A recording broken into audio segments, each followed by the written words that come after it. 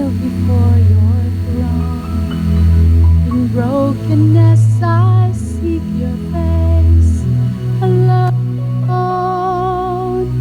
Above you there's no other who's able to restore my soul. Come and make me whole. Breathe on me. Power of God, come in and change me. You are all I need. Holy Spirit,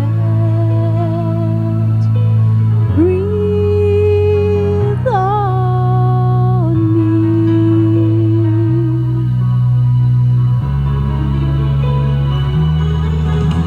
I'm ready to surrender, to give you all my life, no matter what the cost or sacrifice. Reveal to me your calling, cleanse me from my prideful ways. Use me now, I pray. Breathe on me. Power of God, come in and change me. You are all I need. Holy Spirit, breathe on me.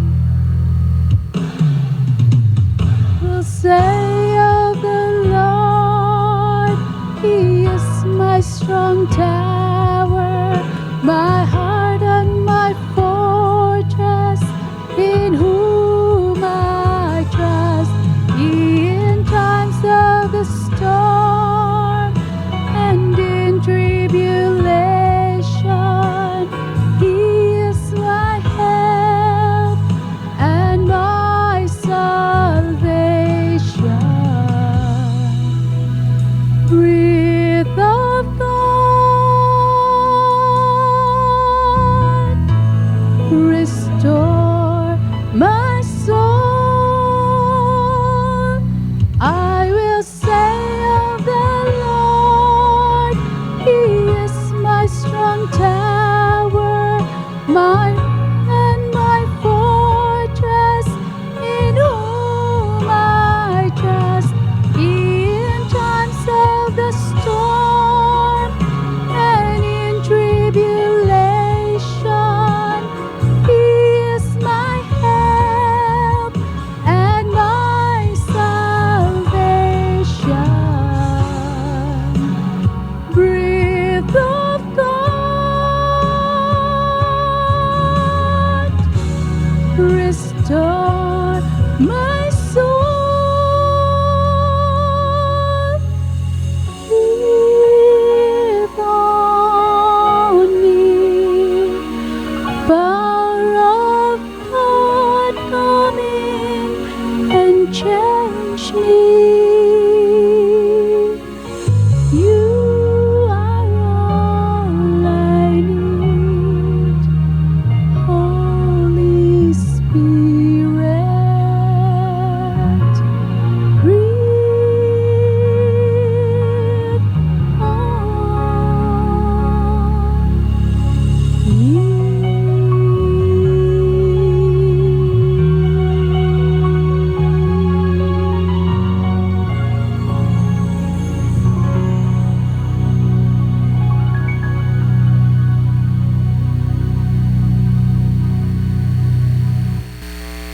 Good morning.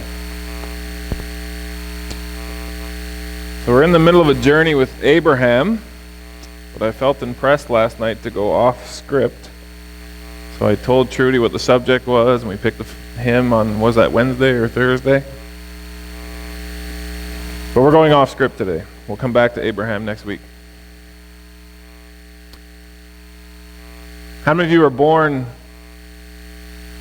into a Seventh-day Adventist family? Complete the following sentence. Jesus is coming. The final movements will be.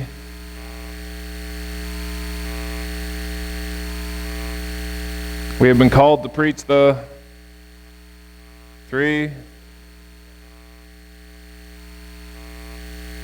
Babylon is fallen, come out of her.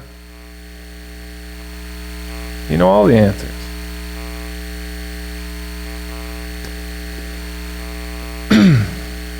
When this COVID thing started, let me back up. How many of you remember where you were when the Twin Towers fell in New York? You remember. You'll never forget. And no one's ever going to forget 2020 either, no matter what 2021 brings.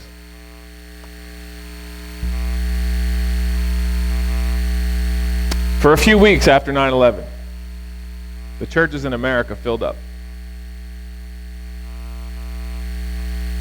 If you go to our YouTube channel, you can track the views from COVID, the first Sabbath after, and you can see that they held steady for a bit, 3 weeks, and then they started going down.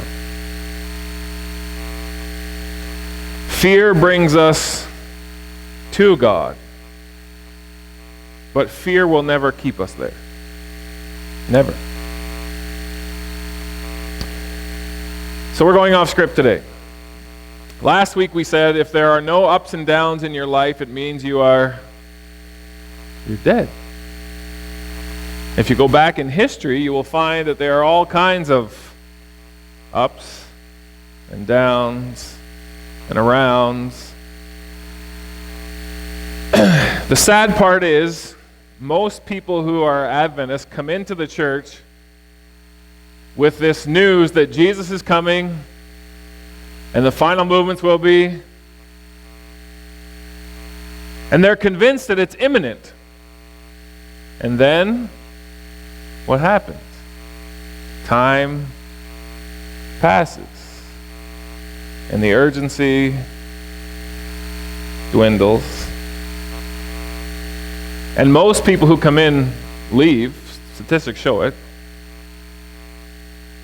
Because sadly we didn't bring them to Jesus, we brought them to an urgency. And the truth is, you can't live in urgency. You can experience urgency, but you can't live there. You can't stay there. People who live in urgency all the time, do you know what happens? They crash. Sad story out of New York. After COVID started, she was an emergency room doctor and well-respected, successful, all the rest of it. And finally one day she left the hospital. She said, I can't do this anymore. And she went and spent a few days with her parents. And a few days after she was with her parents, they came home and found her dead. She committed suicide. Couldn't do it anymore. You can experience urgency, but you can't live there. You can't stay there. The Adventist message has to be deeper than Jesus is coming. He is. But it has to be deeper. Most people, when you tell them Jesus is coming soon, they don't get excited, they get scared. What does that mean? Who is he? What will it be like?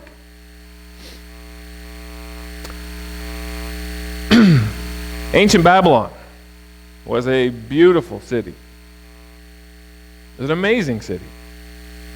Considered one of the great wonders of the world. The hanging gardens, the temples, the shrines, it was amazing. And the king was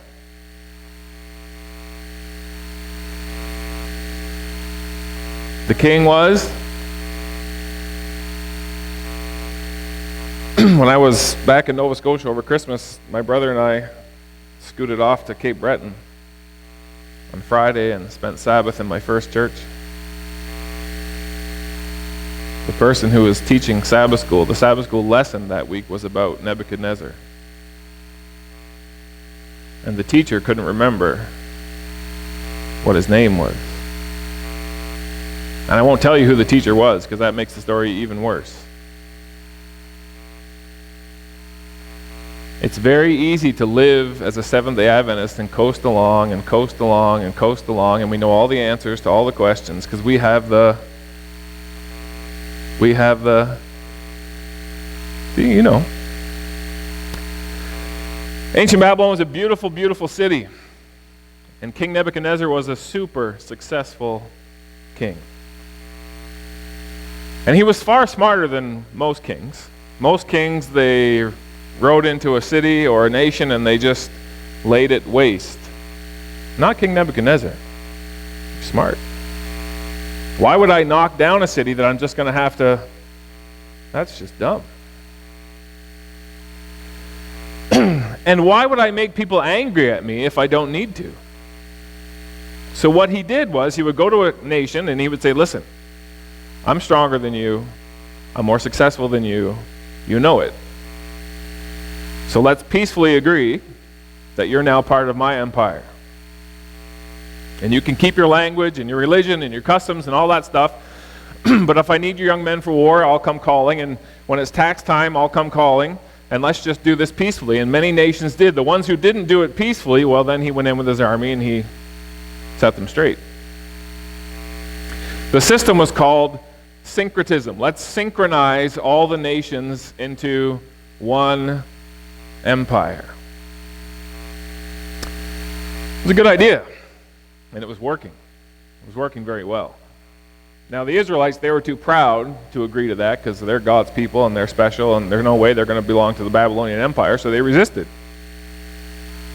And he went in and he flattened them.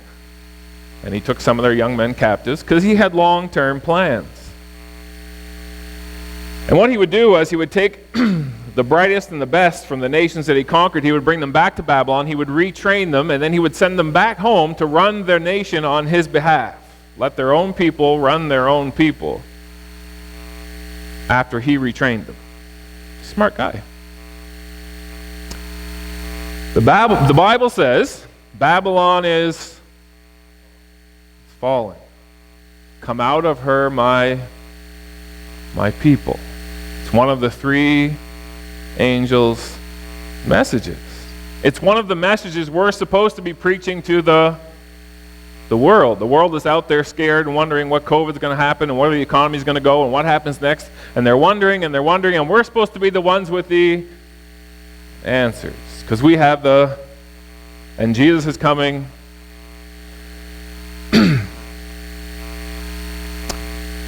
And if we trace prophecy carefully, we find out that the Babylon being referred to in Revelation is not ancient Babylon. It's the United States of America. One of the big problems the Adventist Church has, if we're honest, is that we started in the United States of America. Our base is in the United States of America, so we're not really keen on preaching a message about our own demise in America. Now, the first time that Babylon was predicted to fall was a long time ago.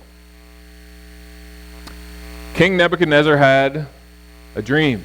In his dream, he saw this massive image with a bunch of different metals, and then a rock hit the bottom of the image and it fell over and was destroyed, and the rock grew and filled the whole earth. Problem was, when he woke up, he could remember that he had the dream, and he could remember maybe bits and pieces, but he couldn't piece it all together, and he was desperate to know what he dreamed and what it meant. And the only person in the entire empire that could do that was God. And the only person in connection with God at the empire at that time was Daniel and his three friends, Shadrach, Meshach, and Abednego. So they explained to him that indeed he had a dream. The dream was of an image, gold, silver, bronze, iron and clay. And they said, "You, O king, you are the head of gold. There is no kingdom like yours. There never has been, there never will be. But a kingdom inferior to yours, will come and will take over. Initially, Nebuchadnezzar was awed by the explanation because he realized, man, these kids that I dragged here from Israel, like they actually know what I dreamed when I was in my bed sleeping, and this is amazing. And he promoted them. He made Daniel one of the chief people in his empire. He made Shadrach, Meshach, and Abednego officers in the city of Babylon. They were a big deal after that. But as time went on, the dream bothered him more and more because the head of gold had an end. And he didn't want his kingdom to end. He had invested in his kingdom. He loved his kingdom. His whole life was about his kingdom. Why would he just sit back passively and allow his kingdom to fall? You see, God's message in the dream was Babylon is fallen. He didn't like that. How many of you have had God tell you something that you didn't like? Or asked you to go somewhere you didn't want to go? Or asked you to do something that you didn't want to do?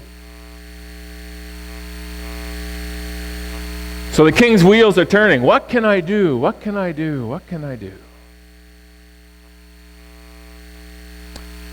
So he builds an image, 60 cubits high, 6 cubits this way, and 6 cubits this way. 6, 6, 6. And he makes it gold from the top to the bottom. And if you read the story in Daniel 3 and you understand the political ramifications of what's happening, he calls all the people that he had brought from all those nations and trained and sent back to rule on his behalf. He calls them all back to the city where they were trained, Babylon the Great. And he asked them to bow down to this great image that's gold from the top to the bottom. Now I want you to think about this. We read the story and we're lazy. We're lazy. We just read what's there. We don't think. When he had the dream, he didn't call Daniel to help him interpret it. Daniel was just a kid in training. He called his best. And his best came and they said, King, like nobody can answer what you're asking for. Only the gods would know that. And then he got so angry he was going to do what?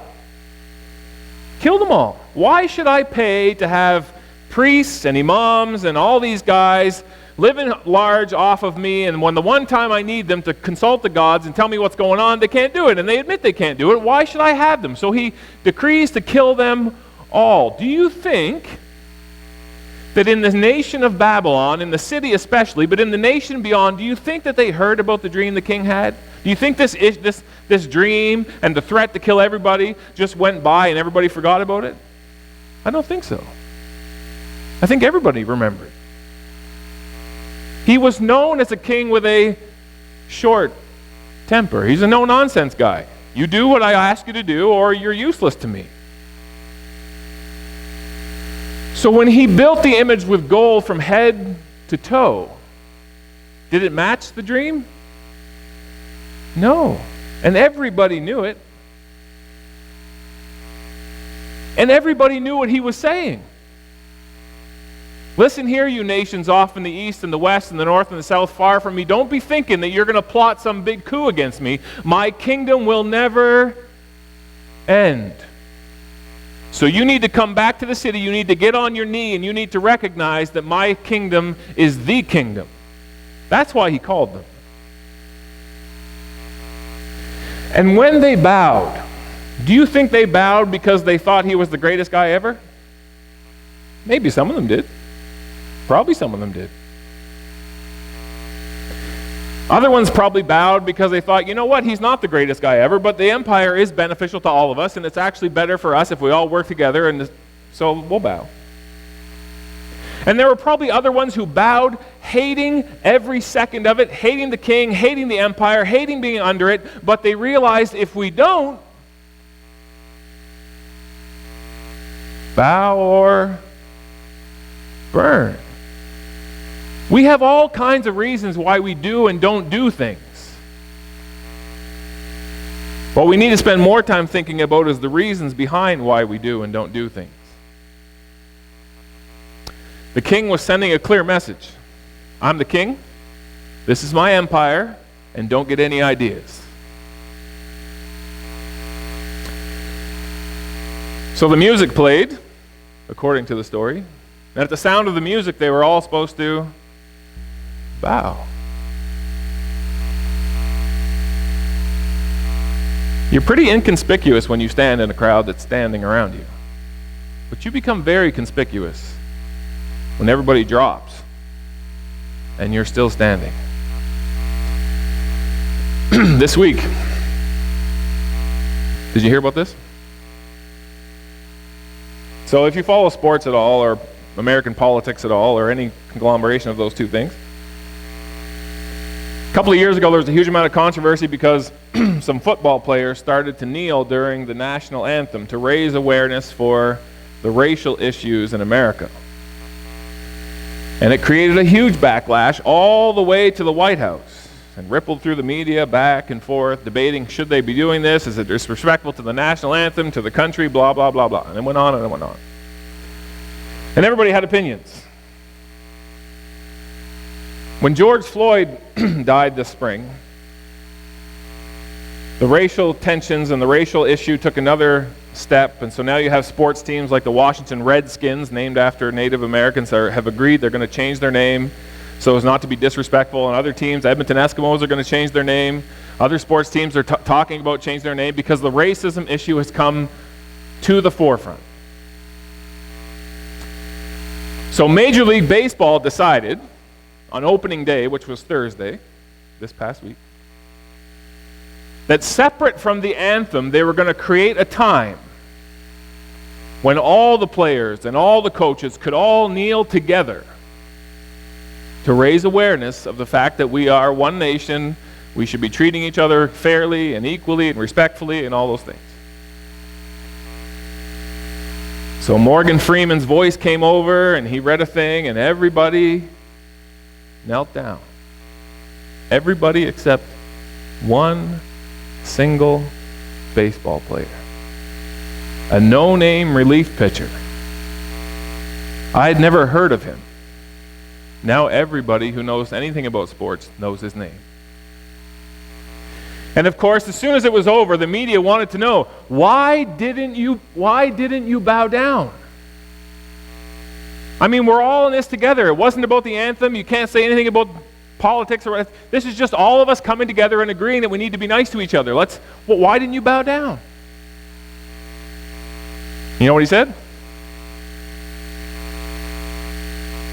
He said, I'm a Christian. And I only kneel to God. That was his answer. That was his answer. Why didn't Shadrach, Meshach, and Abednego bow? Why didn't they bow? Think of all the reasons that they could have made up in their head why they should bow. Good reasons. Here's the best reason I could think of.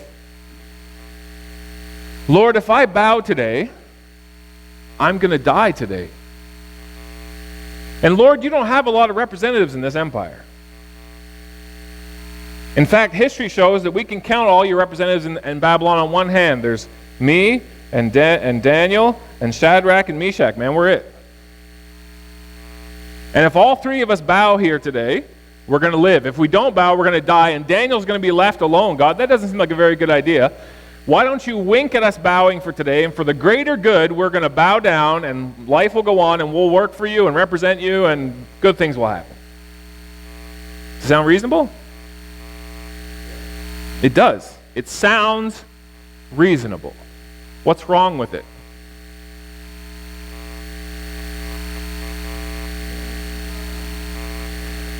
Just because something sounds reasonable doesn't make it good, does it? And boy, are we good at creating ideas in our mind that make things reasonable. The craziest one I ever heard, and I'm sure I'll hear crazier, husband and wife had been fighting. Marriage was getting worse and worse and worse. And of course, in the midst of the fighting and the getting worse, there was a guy at work that caught her eye. But that was wrong, right? She knew that. So then she prayed this prayer. She said, Lord, when I go home today, if my husband and I don't fight, then I'll know that you are for our marriage and you're going to work for it and you're going to heal it. But if I go home today and we do fight, I'm going to have an affair with that guy. They fought every day when she went home. What did she think was going to happen? She knew what was going to happen. So she concocted a prayer that opened the door for her to do what she wanted to do. The heart is deceitful above all things and desperately wicked. Who can know it? There is a way that seems right to a man, but in the end, it leads to death. Now, whether you agree or disagree with this guy's reasons and what he did or didn't do, I admire the fact that while his colleagues and teammates and the entire league that he plays for and the thousands and millions of dollars they all make, while they all knelt, he stood up like one sore thumb. I'm a Christian. I only kneel before God.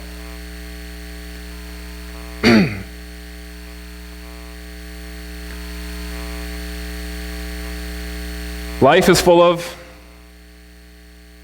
choices. Big ones, little ones, ones that seem to have a lot of consequence, ones that seem to have no consequence. Decision after decision has to be made.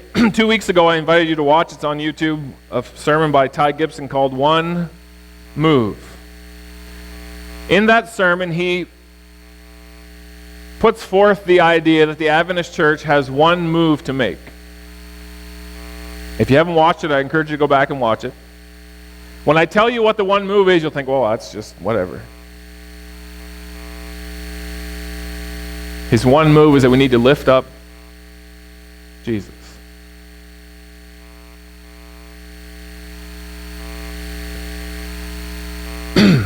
Let me illustrate. How many of you know who Wayne Gretzky is?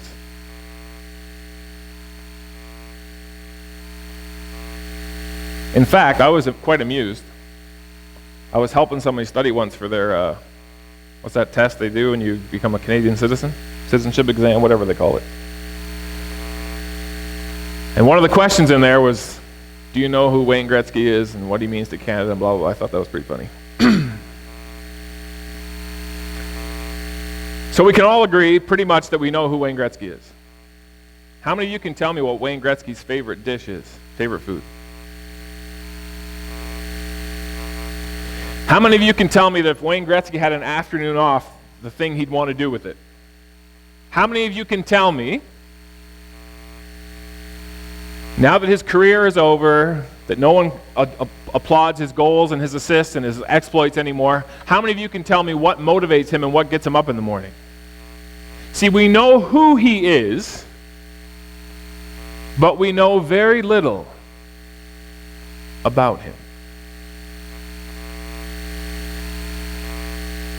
Shadrach, Meshach, and Abednego didn't just know about God. They knew him. They knew him so well that when the king dragged them in front of him, between him and the furnace, they said to him, you know, King, our God, whom we serve, the one whom we serve so faithfully that we refuse to play along with your little... We know what you're doing, and you know we know what you're doing, and we'll be faithful to you in every way that matters, and you know we are. You wouldn't even give us a second chance to say what we're saying right now. You would have just thrown us in the furnace if we didn't mean anything to you. We do mean something to you. You know we're good citizens, but I'm telling you right now, the God that we serve, he is able to save us from that furnace. But we also know that he knows more than we know. We also know that he sees beyond this moment. We also know he knows the end from the beginning, and so we know that he might not save us from the furnace. But whatever he does, and whatever he doesn't do, whatever happens from this moment on, know this, King, we are not going to bow. You want us to bow to a kingdom that we both know is fallen. You can make all the statues you want, you can call all the people you want, you can play whatever music you want, you can put on whatever party you want, you can put on whatever scenario you want. You know your kingdom has an end. There is an expiry date. You know it, we know it. And the kingdom after you has an expiry date, and the kingdom after that has an expiry date, and the kingdom after that has an expiry date. And someday the God who knew all of it, saw all of it, predicted all of it, painted all of it, told us about all of it, that God will set up a kingdom that will never end. And we know him and we serve him and we're not bowing.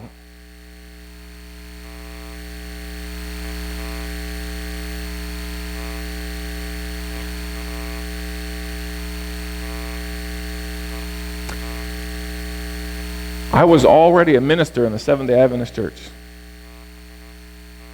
Can't tell you how many times I read the book of Daniel before I noticed something in chapter 1.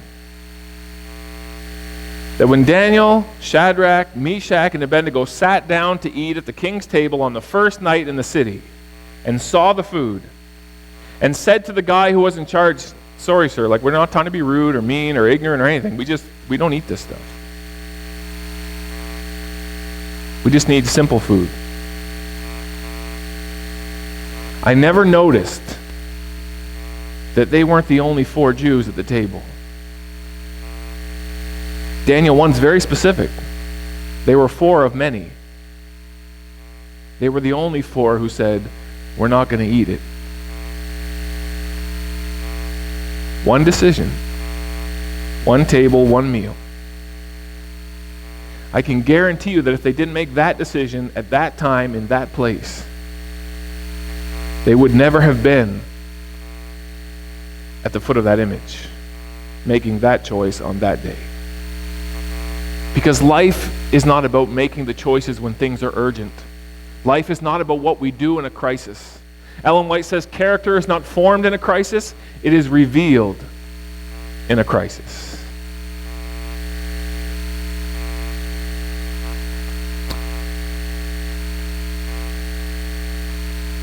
So Revelation 13 is the chapter that identifies the United States as the final image, the final beast, the final empire.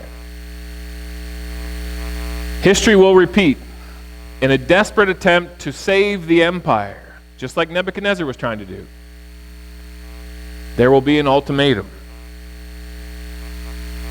The United States will come to the place where it's so desperate to save itself that it will be willing to sacrifice a few good men, just like Nebuchadnezzar was willing to sacrifice a few good men. You say, well, when will that be? What will it look like? What are the details? And the truth is, I could put on a seminar and I could posture what the details are and I could throw out advertising and people would come and they'd be curious and whatever, and then after a little while they'd leave because time's going to go on between now and then. And what I predict in detail may or may not ever happen. What matters is not what will happen on the great, when the great, whatever you want to call it, comes to a head. What matters is how are me and Jesus right now? How are we today? How are we today? Do I know him today?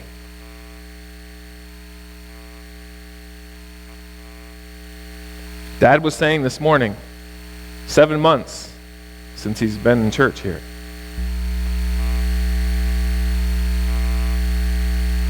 I have a good friend who's a Seventh-day Adventist. She's kind of a literal thinker. And she messaged me one day. She's all in a panic. She said, I can't believe this. I just realized today that there were decades that went by when Israel had no temple. I said, yeah, there were actually more than decades, centuries. She says, how did they worship?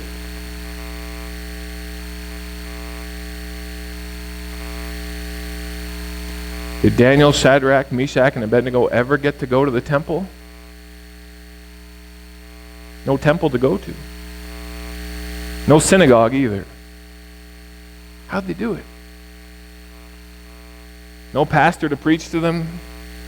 No Sabbath school teacher to teach them. How'd they do it? One day, one decision at a time. Joseph, Egypt, no temple, no synagogue, no parents, no family, no countrymen, no nothing.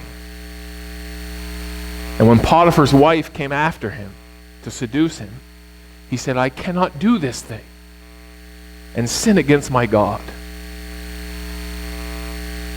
Every day, little decisions, bigger decisions, huge decisions. Jesus said, he that is faithful in little things is faithful also in big things.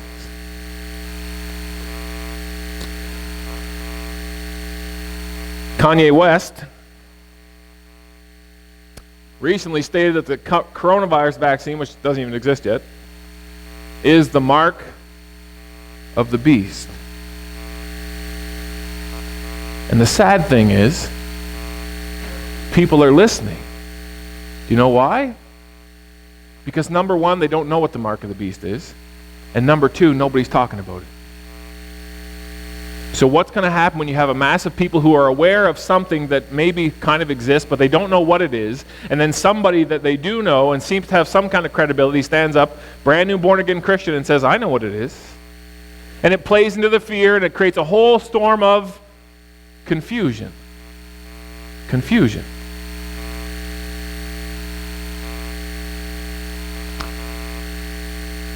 Here's how simple it is. The seal of God is in the forehead. It's what you believe. What you believe becomes what you do. The mark of the beast is different. It can be in the forehead or in the hand. Because you might not believe what you're doing, but you're doing it anyway. Because you're trying to save yourself. There's 3 men who have the seal of God and a whole crowd who has the mark of the beast. And I know there are Seventh-day Adventists who are just waiting for Sunday laws to come and that they'll make their big decision then. No, they won't. You know how I know? Because Jesus looked Peter right in the eye and said, you're going to deny me in less than 24 hours. What happened? He did. Because knowledge is not power. Knowing the truth, going to a prophecy seminar, belonging to the Seventh-day Adventist Church, being able to answer all the questions, doesn't mean we know Jesus. Peter didn't know himself, nor did he know the mission Jesus was on, and he fell on his face. And Jesus picked him up. Watch this. Many years ago, there was a father. He said to his boy, I have to go today. I'm going to work all day. I need you to mow the lawn. I asked you to mow it yesterday. You didn't mow it. I asked you to mow it the day before. You didn't mow it. So I'm telling you, son, if you don't mow the lawn today, if I come home today and the lawn is not mowed, you're spending the night in our attic. And you know how nasty it is up there. That's where you're going to spend the night if I get home today and you haven't mowed the lawn.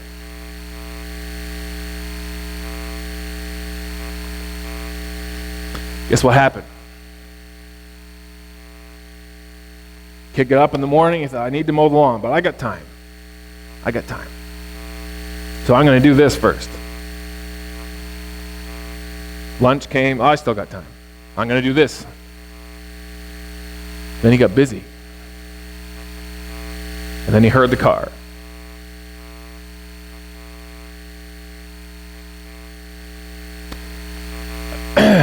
When his father drove in the driveway, his heart sank. He didn't want his son to spend the night in the attic. He was sure when he gave him the ultimatum that he would mow the lawn. Now the father was faced with a decision. What do I do? I told him if he didn't mow the lawn, he has to sleep in the attic. I don't even want him to sleep in the attic. But if I don't make him sleep in the attic, then my word means nothing, and he'll grow up thinking he can do whatever he wants and be completely irresponsible. What do I do? He knew what he had to do. He made his boy sleep in the attic. The only problem was, as his father's lying in his bed trying to sleep, the son's up in the attic, and he's scared in the attic. It's dark and it's nasty, and he can hear his son whimpering and crying.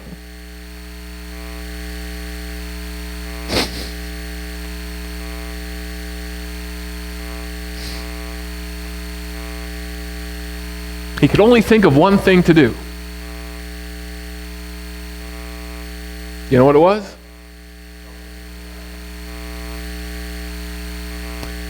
He went up into the attic.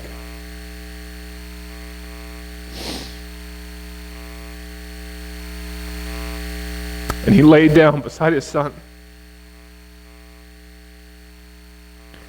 God did not keep Shadrach, Meshach, and Abednego from the fire. He didn't. Now in the end, he kept the fire from them, but he did not keep them from going into the fire. At any moment, as they stepped towards it, they could have said, okay, we changed our mind. God didn't stop it.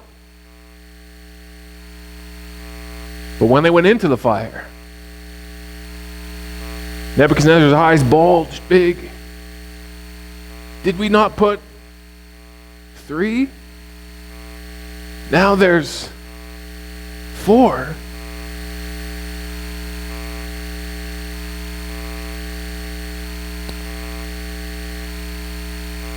I've watched TV evangelists try and blow away the coronavirus. I heard one evangelist say, I would rather be beheaded than wear a mask. I've had people tell me, if we really have faith in God, we'll never get the coronavirus. My Bible doesn't tell me that. It doesn't tell me that. In fact, I want to end today with reading to you from Hebrews chapter 11.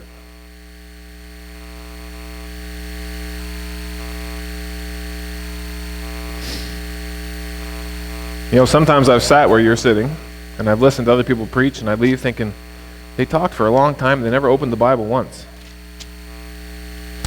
I don't want to be accused of that today. Hebrews chapter 11.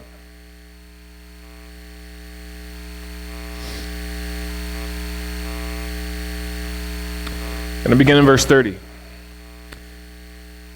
By faith, the walls of Jericho fell down after they were encircled for 7 days. By faith, the harlot Rahab did not perish with those who did not believe when she had received the spies with peace. And what more shall I say? Time would fail me to tell you about Gideon and Barak and Samson and Jephthah, of David and Samuel and the prophets, who through faith subdued kingdoms and worked righteousness, obtained promises, and stopped the mouths of lions. They quenched the violence of fire. They escaped the edge of the sword. Out of weakness were made strong, became valiant in battle, turned to flight the armies of the aliens. Women received their dead raised to life again. And then the tone changes. Others were tortured, not accepting deliverance, that they might obtain a better resurrection. Still others had trials and mockings and scourgings, yes, of chains and imprisonment. They were stoned. They were sawn in two. They were tempted with and slain with a sword. They wandered about in sheepskins and goatskins, destitute, afflicted, and tormented, of whom the world was not worthy. They wandered in deserts and mountains and dens and caves of the earth. Believing in Jesus does not always mean smooth sailing, blue skies. That's not what the story says. What the story does say is that in the storm, he's there. What the story does say is the storm will end. What the story does say is when the storm ends, there's a kingdom coming that will never, ever have an expiry date. That nobody in that kingdom will ever get sick. Nobody in that kingdom will ever die. Nobody will cry. Nobody will mourn. Nobody will nothing bad. And that kingdom is being prepared for those who love the King of that kingdom. I'm praying for you that you don't just know about Jesus, but that every day you come to know him more and more and more and more. So that when the hard decisions come, you will just automatically say, I cannot do this thing and sin against my God. I would rather die by your hand and live for him than do what you want and betray him. Ellen White says at the end of time, God's people would rather die than sin. Think about that. We're going to sing our closing song in the parking lot like we did last week. We're going to exit from the back to the front. So if our deacons, ushers can start that process, and we'll sing and we'll pray out there. Yeah, there's song sheets to pick up on your way out so you can follow along with the words.